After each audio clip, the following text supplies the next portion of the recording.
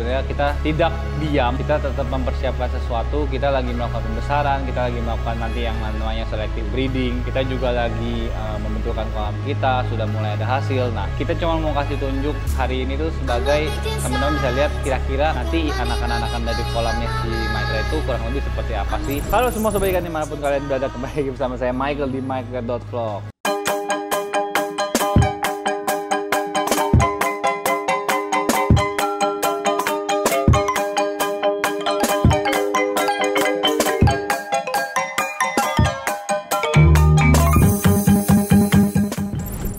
Teman-teman, kita sudah berada di gudang kita lagi. Udah lama banget nggak ngevlog. Kalau teman-teman lihat di sekeliling kita sangat-sangat berantakan banget. Sebenarnya hari ini kita mau melakukan update singkat, cerita-cerita aja. Kalau bisa juga ada sedikit ilmu yang dibagikan. Tapi pada intinya saya lagi mempersiapkan untuk yang namanya pembesaran. Karena kalau teman-teman lihat, kolam kita juga sudah menghasilkan beberapa bayi-bayi ikan yang nantinya mesti dipelihara. Jadi nanti habis vlog ini, kedepannya saya juga akan update tentang kolam. Sebenarnya ada apa aja sih yang terjadi di kolam. Dan ikannya sebenarnya udah ada berapa banyak di kolam, beranaknya udah berapa banyak.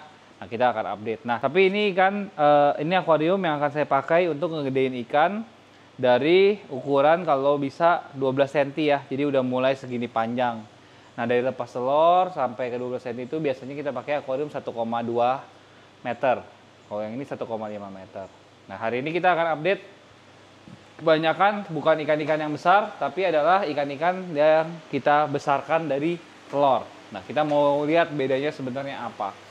Nah, kita masuk ya. Nah, teman-teman, di sini ada ikan yang sudah berukuran kurang lebih 14 cm ya. Ya, 14 cm kurang lebih. Nah, ini ikan dilahirkan dari kolam kita sendiri dan panennya itu kemarin itu hanya 8 hari. Jadi sebenarnya dibilang perfect enggak juga, tapi dibilang jelek enggak juga. Jadi kita lagi mempelajari juga, teman-teman. Bentar, saya mau matiin arusnya dulu. Nah, ikan ini adalah salah satu ikan yang dilahirkan di kolam kita. Nah, kalau teman-teman lihat di panen di 8 hari itu ternyata kesulitannya itu adalah untuk membuat dayungnya itu mulus, teman-teman. Jadi kalau lihat di sini di tank kita ini kebanyakan dayungnya lurus tapi agak naik ke atas. Nah, agak naik ke atas. Nah, kalau misalnya yang parah, yang gagalnya parah itu dayungnya itu malah bengkoknya sangat-sangat bengkok, teman-teman.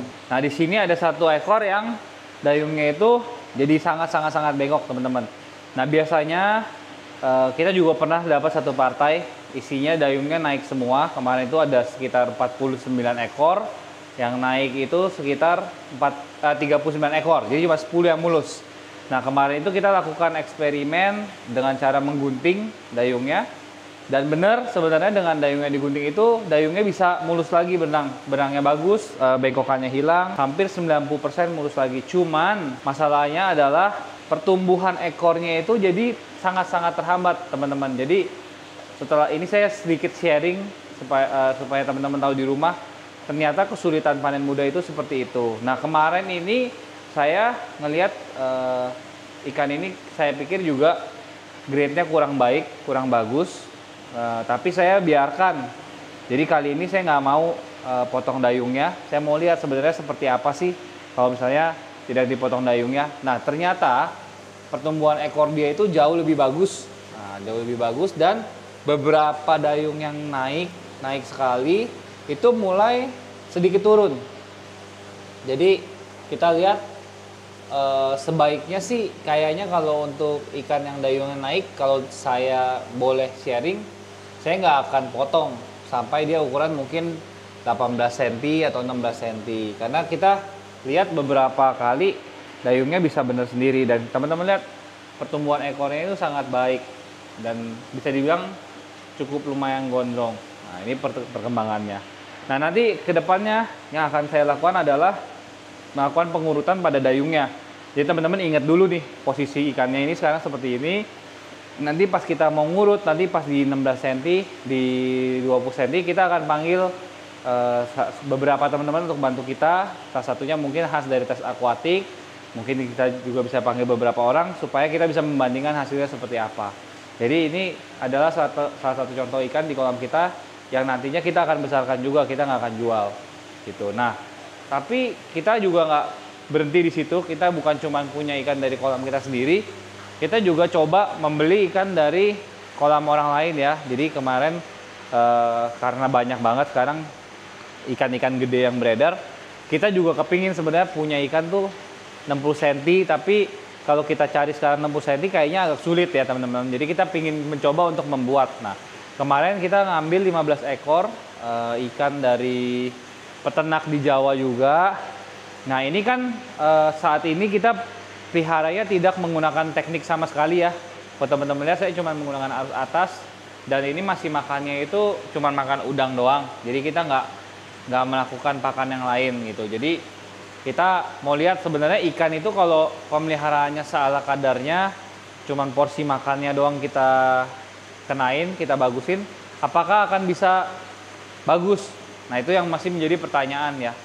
Nah, ini rencananya ke depannya ini kepingin kita masukin ke kolam keramba. Nah, sekarang kan ukurannya udah gede. Nanti kita mungkin akan buat keramba, mungkin kalau di Tokopedia ada ukuran berapa, mungkin kita akan coba. Kemarin sih kalau nggak salah kita lihat ada ukuran 4x4. Nah, kalau teman-teman nanya nanti ketinggian airnya itu saya mau langsung coba di 1 meter. Karena katanya rata-rata semua nyobanya di 1 meter. Nah, sekarang kalau dilihat sebenarnya dayungnya ini dibilang panjang enggak, ekornya dibilang gede enggak, tapi nge-close. Nah, makanya saya mau lihat kira-kira nanti gimana gitu. Karena kalau sekarang saya mau numbuhin ekornya, saya mau buat semuanya ada putih-putihnya ini. Saya udah coba, kayaknya saya agak terlambat karena pas ngambil udah ukurannya segede gini. Nah, kalau teman-teman tanya, ini sekarang airnya saya bermain di 23 cm kurang lebih. Harusnya ini juga udah masuk di air dalam ya, teman-teman ya. Nah, gitu. Nah, terus abis itu ini adalah salah satu ikannya yang dari tempat sama, maksudnya dari peternak sama. Tapi yang ini kita ambil dari pecah telur. Nah, kalau lihat teman-teman lihat posisinya ini agak berbeda dari yang gede. Nah, teman-teman bisa lihat ini dayungnya itu semua ada putihnya tebel, ekornya juga belakangnya putihnya juga tebel. Dan yang teman-teman bisa lihat kalau ikan kita treatment dengan baik dari kecil itu biasanya kalau nutrisinya baik biasanya sungutnya agak lebih memanjang daripada ikan-ikan pada umumnya. Tapi tidak memanjang 100% seperti kayak kita kalau punya slayer ya. Jadi kalau sungutnya udah mulai kayak sunggokong, terus pertumbuhan ekor belakangnya dan pertumbuhan layar-layarnya itu udah mulai berantakan, kemungkinan besar itu pakai obat, teman-teman. Nah, pertanyaannya sekarang kalau pakai obat ikan bisa tetap bagus atau enggak? Saya nggak berani jawab. Saya takut sebenarnya ada ikan yang pakai obat pun nanti sampai gede bisa bagus. Nanti saya salah ngomong. Tapi menurut pengalaman saya biasanya kalau yang namanya nggak natural itu biasanya paling nggak terlihat seperti buatan atau nggak kembali kepada asalnya. Bisa ada yang rontok, bisa ada yang ekornya jadi lebih kecil lagi. Nah, itu kita nggak tahu. Perkembangan zaman sekarang udah gila banget karena saya lihat beberapa ikan yang di kontes itu yang ukurannya 35 cm itu saya lihat ekornya udah semi ada buatannya ya. Jadi kelihatan sebenarnya tidak ada sambungan sekarang. Cuman di sininya tuh agak miring dikit ya numbunya gitu loh. Jadi kita nggak berani ngomong langsung karena teknologi semakin berkembang dan semakin maju kita nggak berani komen itu untuk itu sekarang. Nah, kalau teman-teman lihat di sini ada sedikit lagi anakan. Kalau teman-teman tanya, oh kenapa banyak anakan albino nih? Nah, kita itu sebenarnya sudah berhasil ternak albino ratusan, bahkan ribuan ekor juga. Nah, di kolam kita itu ada sekitar 16 induk aja, cuman ternyata albino ini sangat produktif banget ya teman-teman. Nah, sekarang posisinya itu kan saya kurang penghasilan SR-nya itu kurang banyak sebenarnya. Jadi ini katanya adalah albino yang membawa genetik platinum. Kedepannya albino saya yang di kolam itu mau saya ganti sama yang ada genetik platinumnya supaya nanti kedepannya itu bisa menutupi operasional kolam ya.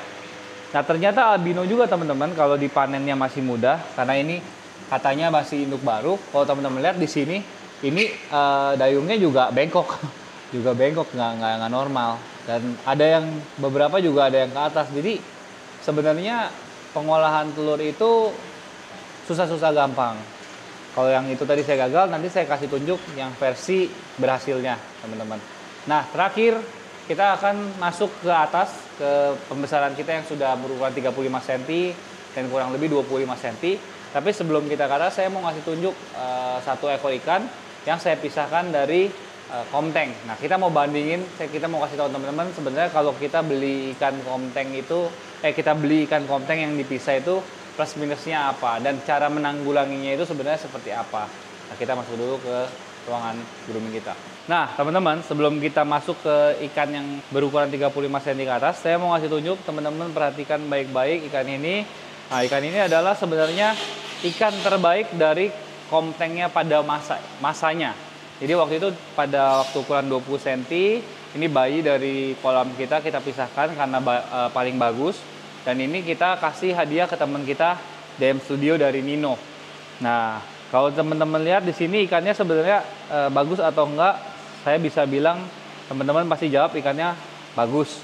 Dayungnya pun masih panjang, bisa sampai anus, ekornya pun masih gondrong.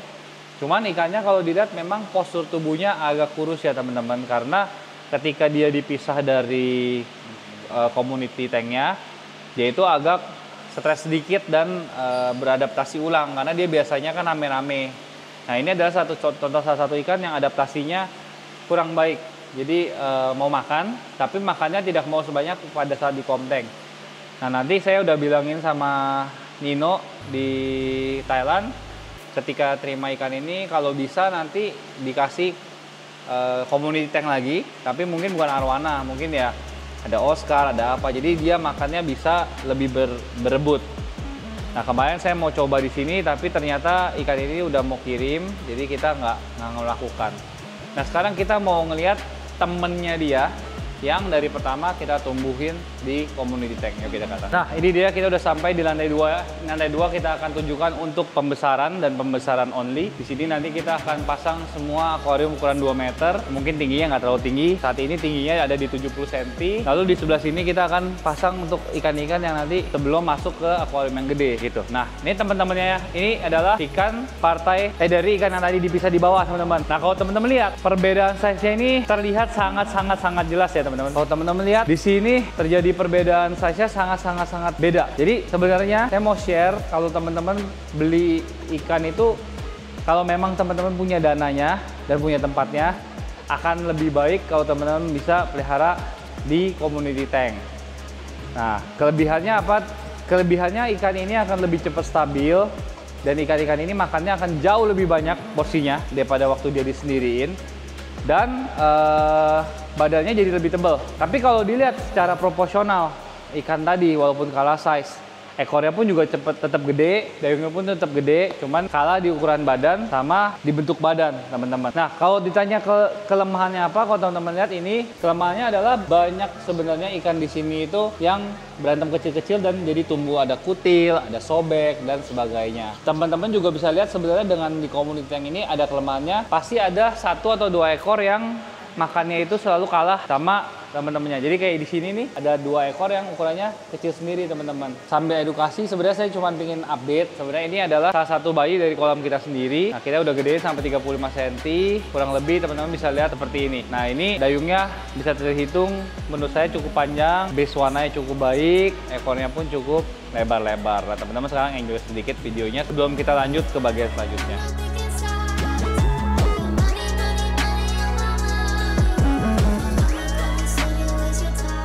Nah, terakhir saya mau kasih tunjuk, ini adalah anakan kita dari kolam yang kita titip di One Red Arwana, teman-teman. Sebelum saya matiin dulu arusnya ya. Hari kita nggak bahas teknis, kita cuman mau membahas ikannya aja. Nah, kalau teman-teman lihat di sini, ikannya itu udah ukuran sekitar 25 cm. Nah, ini juga saya pelihara di community tank. Kalau bisa dilihat, badannya semua tebal banget, sangat-sangat kotak, nanti akan di zoom juga. Dan enaknya itu kalau di community tank itu ketika makannya terjaga dan mentalnya terjaga, ekor itu dan dayung itu akan tumbuh secara otomatis. Jadi kalau teman-teman lihat ini semuanya itu masih ada garis-garis putih, ya memang jadi gondrong sekali gitu loh. Nah, ini rencananya kita mau besarkan sampai ke ukuran 40 cm karena kita juga sebenarnya nggak pernah punya ikan dari kolam sendiri yang kita besarkan. Nah, kita lihat dari pengalaman yang udah ada, ternyata peternak-peternak itu melakukan selective breeding kan. Jadi kita mau mengambil beberapa persen gen terbaik dari partai-partai yang kita punya sekarang, lalu kita mau coba untuk menjadikan indukan di masa kedepannya. Jadi kedepannya nanti teman-teman bisa dapat anakan-anakan yang lebih berkualitas lagi. Jadi nyari ikan bagus juga lebih gampang. Ya, semoga saya dikasih kesempatan untuk memberi atau membagikan atau mendistribusikan ikan-ikan yang bagus ini ke pasar-pasar lokal. Nah, kalau teman-teman lihat di sini, ikan ini ada 44 ekor. Memang kalau kita lihat ya, ikan yang benar-benar outstandingnya itu ternyata hanya 5%. Atau dari 44 ekor ini, kalau saya lihat cuma 2 ekor. Jadi memang sangat terlihat betul ikan yang benar-benar bertumbuhnya luar biasa itu, ekornya itu jauh, lebarnya jauh lebih besar dari saudara-saudaranya. Nanti kalau misalnya dapat footage-nya, kita akan lampirkan supaya teman-teman lihat ya, sebagai perbandingan. Nah, hari ini konten singkat itu, hari ini kita konten singkatnya cuma itu doang. Kita cuma mau update. Sebenarnya kita tidak diam, kita tetap mempersiapkan sesuatu. Kita lagi melakukan pembesaran, kita lagi melakukan nanti yang namanya selective breeding. Kita juga lagi membentukkan kolam kita, sudah mulai ada hasil. Nah, kita cuma mau kasih tunjuk hari ini tuh sebagai teman-teman bisa lihat kira-kira nanti anakan-anakan dari kolamnya si Micra itu kurang lebih seperti apa sih. Nah, nanti kalau teman-teman suka atau teman-teman pingin, teman-teman boleh komen di bawah. Atau ada yang kurang ikannya bang, misalnya ikannya kurang gede dayungnya atau kurang gede ininya, teman-teman boleh komen di bawah supaya kita kedepannya bisa lebih baik lagi, lebih bisa menseleksi lagi, dan teman-teman bisa lebih puas lagi. Terima kasih udah nonton. Jangan lupa like, comment, dan subscribe karena semua itu gratis. Sampai jumpa di episode berikutnya.